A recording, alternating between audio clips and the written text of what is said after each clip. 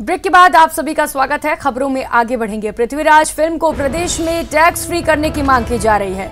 भाजपा विधायक वासुदेव देवनानी ने ये मांग की है। उन्होंने कहा है, गौरवशाली इतिहास से हर जन को रूबरू होना चाहिए। शौर्य, पराक्रम और वीरता के पृथ्वीराज चौहान प्रतीक थे। उन्होंने कहा है, मध्य प्रदेश और उत्तर प्रदेश में ये फिल्म टैक्स फ्री हो चुकी है और अब ये फिल्म राजस्थान में भी टैक्स फ्री होनी चाहिए।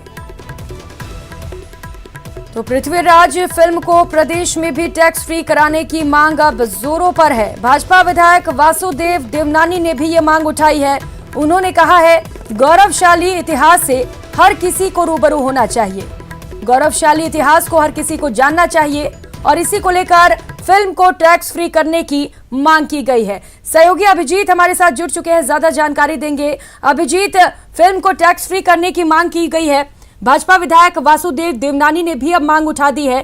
क्या कुछ जानकारी है इसे लेकर?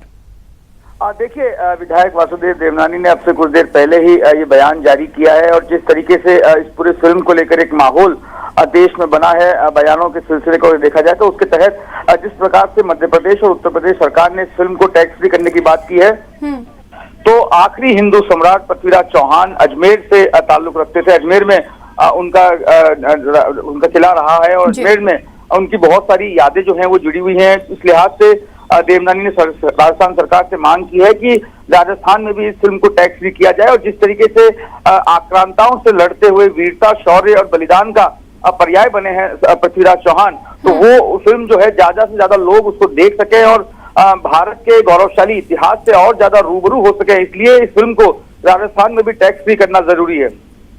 जी अभिजीत, अब भाजपा विधायक ने जब ये मांग कर दी है तो उनके इस मांग को किस तरीके से देखा जाए और सियासी गलियारों में अब हलचल भी बढ़ जाएगी इस मांग के बाद? देखिए, इससे पहले कश्मीर फाइल्स को भी टैक्स फ्री करने की मांग राजस्थान में पुरजोर तरीके से उठाई गई थी, लेकिन उस पर कोई अमल नहीं हुआ। लेकिन एक बार फिर पृथ्वीराज फिल्म को टैक्स फ्री करने की मांग उठी है और खास तौर से अजमेर से ये मांग उठी है, जहां पर मैंने आपको बताया कि अजमेर में सम्राट पृथ्वीराज चौहान का किला रहा है। लंबे समय तक उन्होंने यहाँ पर शासन किया है।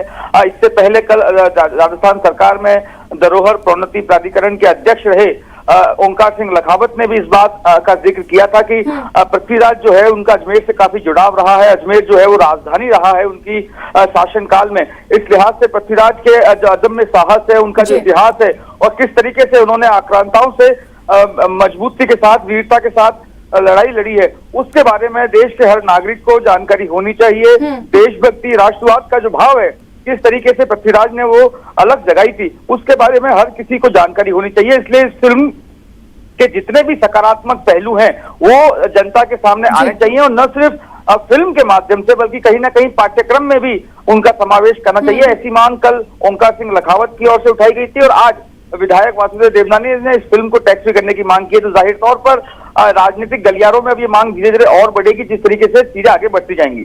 और बिल्कुल अभिजीत, और भाजपा विधायक ने यह भी कहा है कि शौर्य, पराक्रम और वीरता के वे प्रतीक थे।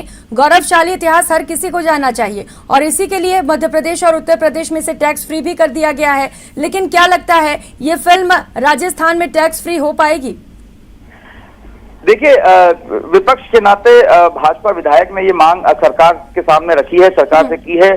सरकार पर निर्भर करता है कि वो क्या कदम इसमें उठाती है। लेकिन जहां तक पृथ्वीराज चौहान का जिक्र है, इसमें कहीं कोई दो राय नहीं है। इतिहास की पुस्तकों में इस बात का उल्लेख भी है। हालांकि ये भी एक बहस का विषय जरूर बन सकता है कि क्या पृथ्वीराज चौहान के संपूर्ण इतिहास को इतिहासकारों ने अंकित किया है या नहीं किया है, इस बात को लेकर भी लगातार बहस और विवाद चला आ रहा है। बिल्कुल अभिजीत, अब जिस तरीके से फिल्म को टैक्स फ्री करने की मांग उठ रही है, अब इस पर बहस भी होगा और सियासी जो गलियारे हैं उसमें गर्माहट भी बढ़ेगी। बहुत शुक्रिया आपका तमाम जानकारियों के लिए।